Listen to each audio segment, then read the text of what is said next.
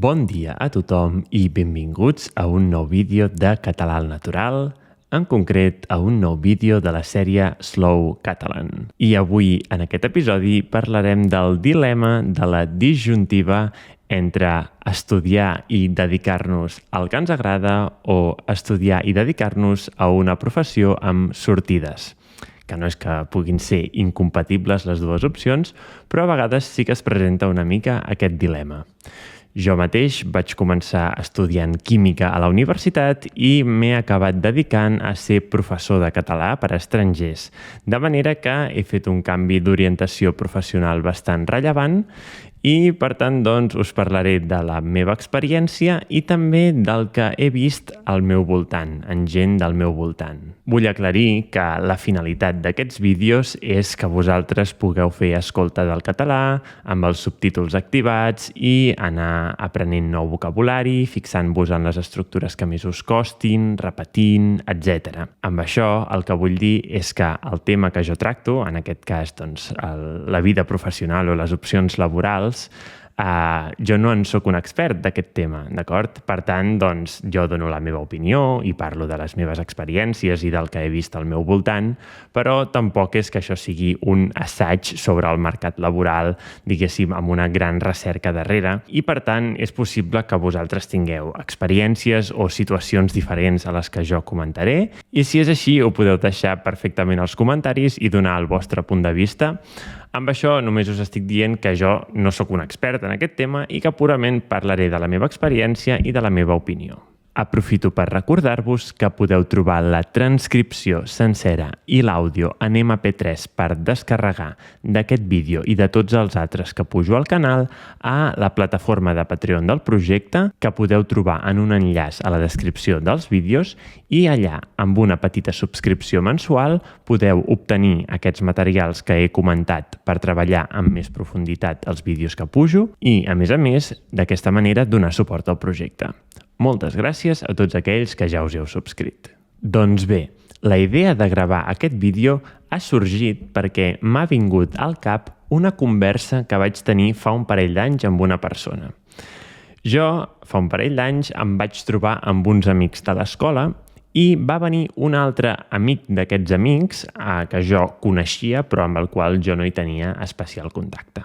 I, xerrant amb aquest noi, va sorgir el tema que ell havia estudiat a la universitat Filologia Catalana. I jo, com que ja em dedicava a ser professor de català, li vaig dir: «Ostres, jo, si ho hagués sabut, als 17-18 anys, hauria triat Filologia Catalana, probablement, i l'hauria estudiat a la universitat, com tu». Vaig dir: «Quina enveja». I ell em va mirar amb cara perplexa de dir: «Què m'estàs dient?» Jo, el que em va dir ell és: «He estudiat una carrera inútil que no m'ha servit per res». I em va explicar que, havent acabat la carrera, ell només havia estat fent feinetes així petites, diferents, en diferents àmbits, però que no havia trobat mai una feina que li agradés del que havia estudiat. Ell és un amic així bohemi, escriu poemes, escriu cançons i toca en algun grup de música, i havia entrat a la carrera de Filologia Catalana molt per la branca de la literatura, d'acord? I, a part, doncs, havia fet coses més de lingüística i de gramàtica, però ell el que més li interessava era aquest tema de la literatura.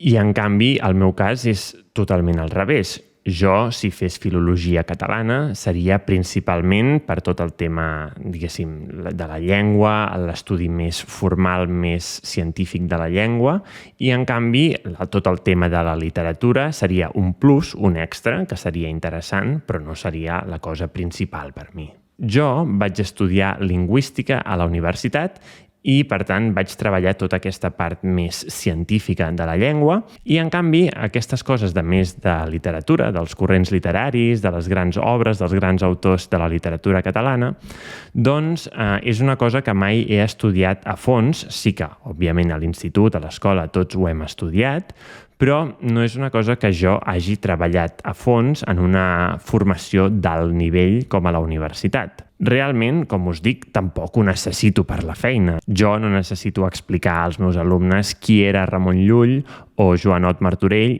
i quines obres van fer i quina rellevància literària han tingut. Realment no ho necessito, però, home, tenint en compte que sóc professor de català, doncs és un coneixement potser col·lateral, però interessant a tenir, no? I de mica en mica jo aquestes coses les vaig aprenent, però això, de mica en mica. I per això jo li vaig dir a aquest noi, mira, si ara pogués triar, jo estudiaria Filologia Catalana, i la seva resposta va ser aquesta, no? Que era una carrera amb molt poques sortides. I va ser graciós, no recordo exactament què li vaig dir, però en el fons el que jo li vaig dir és no, la sortida ja la tinc, jo ja treballo amb el català. Purament trobo que seria un coneixement que m'ajudaria potser fins i tot a fer millor la meva feina. I bé, la conversa va quedar aquí, però jo aquests dies hi he estat pensant i m'he adonat que aquesta petita anècdota de jo ja tinc la sortida és més important del que sembla. Especialment quan parlem d'aquestes carreres, d'aquests estudis, com per exemple Filologia Catalana, Història de l'Art o aquest tipus de carreres universitàries, que tot i ser molt interessants i contenir molt coneixement rellevant de la història de la humanitat, a la vegada no són les formacions que et donen unes habilitats que siguin molt buscades al mercat laboral i que, per tant, costa més trobar feina havent estudiat alguna d'aquestes carreres que no pas si has estudiat altres carreres com, per exemple, medicina, alguna enginyeria, arquitectura, administració i direcció d'empreses, etc. Tot això que acabo de dir és ben sabut, no és cap secret. Jo recordo, quan estava fent el batxillerat, que teníem 16-17 anys, les converses que teníem era d'aquest estil, no? La gent es plantejava què estudiar i molta gent deia ja sé que aquestes carreres, com més d'humanitats que diem, tenen poques sortides, però és el que m'agrada i, per tant, estudiaré això i ja veurem què passa. I, per l'altra banda de les ciències, o fins i tot si no és ciències, coses com dret o administració i direcció d'empreses, que són més del batxillerat social, però que també tenen molta sortida, doncs aquí hi entraven algunes persones que sí que tenien molta motivació per aquestes coses, però també hi entrava molta gent que purament el que volia era estudiar una cosa amb bones sortides professionals. I tornant al que jo li vaig comentar a aquest noi, de dir-li jo ja tinc la sortida, no estic dient que voldria fer filologia per tenir una sortida laboral, sinó que jo ja tinc la sortida laboral i la filologia em donaria més coneixements, el que és interessant és entendre que aquesta sortida laboral que tinc jo l'he creat jo, del no-res, no m'han contractat, sinó que jo, amb la meva motivació, amb el meu interès, he creat aquest canal de YouTube i he començat a ensenyar català a estrangers i de mica en mica he pogut anar creant la meva feina, la meva sortida laboral. I això és una cosa que trobo que és important tenir en compte per les persones que prenen aquesta decisió d'estudiar una carrera amb poques sortides, però que els agrada, que els interessa. A mi em sembla que en aquestes carreres, com història de l'art, filologia, etc., s'aprèn durant la carrera molt coneixement, això és innegable, però no s'aprenen unes habilitats que siguin directament aplicables, o no gaire, no s'aprenen gaires habilitats que es busquin directament al mercat laboral. Per exemple, algú que estudia alguna enginyeria aprèn a utilitzar certs programes informàtics i fer certs càlculs i treballar amb un cert tipus d'informació tècnica, que això són unes habilitats que ja hi ha unes empreses que busquen aquestes habilitats. Ja hi ha unes empreses que tenen tota una cadena de producció organitzada i que a cada punt d'aquesta cadena de producció hi necessiten persones amb aquestes habilitats que s'aprenen a la carrera. És veritat que a la carrera no s'aprèn tot i que després, quan entres a l'empresa en qüestió, doncs hauràs d'aprendre més en concret què es fa allà, això és cert, però aquesta és la idea general, no? Que una persona que fa una carrera més científica o tècnica aprèn tota una sèrie d'habilitats que es demanen després en una posició. I tu ets contractat per aquesta posició i el que esperen és que tu utilitzis aquestes habilitats que has après, molt resumidament. En canvi, quan tu estudies història de l'art, filologia catalana, aprens molt coneixement, però crec que segurament no aprens tantes habilitats concretes que tinguin una alta demanda en posicions concretes del mercat laboral. Vol dir això que el que hagis après no té valor? Sí que té valor, tens molt coneixement, però en si tot aquest coneixement ningú te'l paga, ningú et paga tenir aquest coneixement. La gent el que et pagarà és oferir-los algun tipus de valor mitjançant aquest coneixement. I, per exemple, en el cas de les humanitats, la gent et pot pagar perquè tu els transmetis aquest coneixement de diferents maneres. Per exemple, a través de visites guiades, no? Els museus estan plens de gent que paga per entrar-hi. Els llocs històrics, les esglésies, ruïnes antigues, el que sigui, els castells antics, estan també plens de gent que paguen per visitar-ho, no? Per tant, sí que hi ha gent que està disposada a pagar per obtenir coneixement de història de l'art, de la història, però precisament com que tu vols viure d'això, hi ha d'haver gent que t'hagi de pagar alguna cosa que tu facis. O també, per exemple, fer reportatges, documentals o fins i tot vídeos per YouTube sobre història o història de l'art. I per tant, doncs, sí que hi ha un mercat, però tu has d'aconseguir vendre d'alguna manera aquest coneixement. I així com pels que han estudiat ciències o una carrera tècnica és molt fàcil vendre les seves habilitats perquè ja hi ha posicions que les demanen al mercat laboral que ja existeixen, i en canvi en aquests sectors més de les humanitats hi ha moltes menys d'aquestes feines, d'aquestes posicions ja existents que demanin el que tu ja saps. Això no vol dir que no hi hagi un interès i un potencial i un nínxol de mercat a cobrir, però segurament vol dir que si no t'agraden algunes feinetes que ja existeixen, com per exemple aquestes de ser guia d'un museu o d'un lloc turístic, segurament tu hagis de tenir molta iniciativa a l'hora de crear-te tu mateix la teva pròpia feina, la teva posició laboral. Una mica com jo he fet amb ensenyar català a estrangers. Per exemple, si t'encanta l'art, aviam, si aconsegueixes ser un pintor de renom que li comprin molts quadres, genial, però molt poca gent acaba sent un artista famós, no? Si a tu el que t'agrada és l'art, però no perquè tu siguis l'artista, sinó per divulgar-lo, comentar-lo, exposar-lo, doncs si realment vols poder viure d'això, t'has de moure molt. Tu mateix has de tenir la iniciativa de, no sé, contactar amb artistes, contactar també amb col·leccionistes d'art, organitzar trobades, esdeveniments, exposicions, xerrades, el que sigui, no?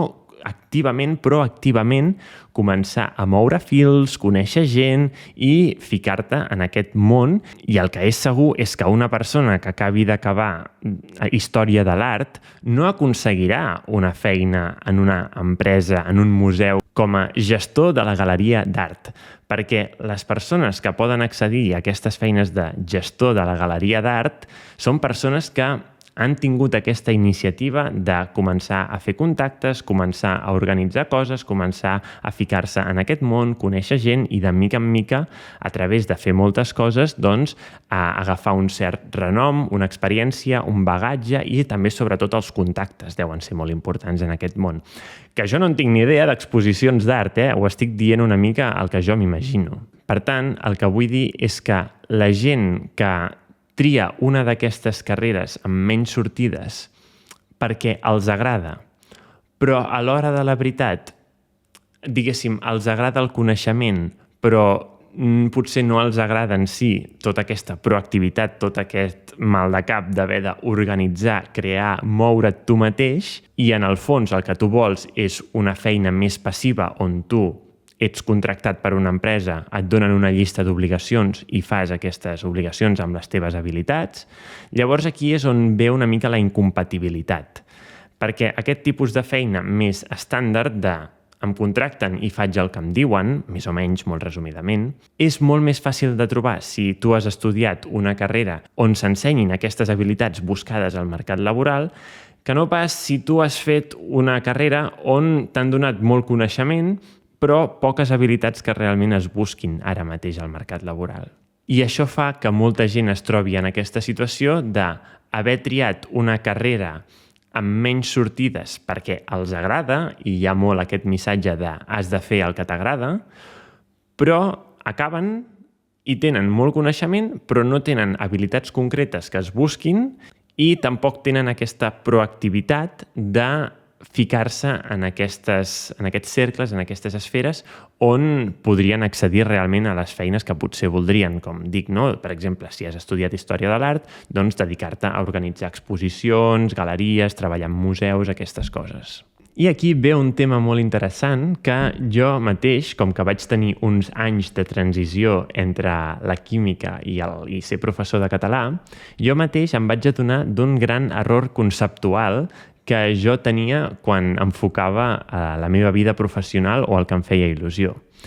I era que quan jo pensava en què volia treballar, pensava en què volia fer jo. Era una visió molt egocèntrica de la feina.